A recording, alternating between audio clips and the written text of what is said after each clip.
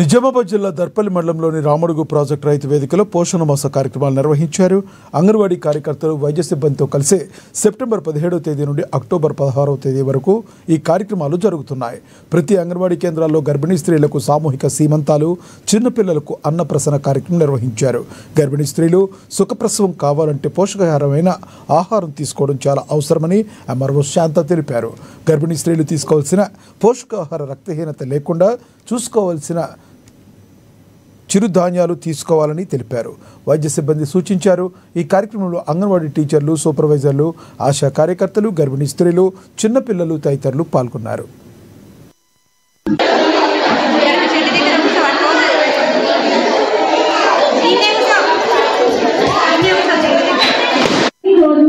ఒక షెడ్యూల్ తోని అంగన్వాడీ కేంద్రాల్లో లబ్ధిదారులందరికీ అవేర్నెస్ ఇవ్వడానికి గాను ఈ నెల రోజులు ప్రతి ఒక్క రోజు ఒక్కొక్క కార్యక్రమంలో ముందుకు వస్తున్నారు.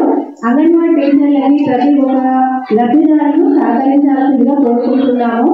అలాగే గర్భిణి అని తెలియగానే అంగన్వాడీ కేంద్రాల్లో వచ్చి నమోదు చేసుకొని అంగన్వాడీ కేంద్రంలో ఇచ్చేటటువంటి ఒక పూట సంపూర్ణ భోజనాన్ని తీసుకొని వాళ్ళు ఇచ్చే సర్వీసెస్, అలాగే వాళ్ళు ఏదైతే కౌన్సిలింగ్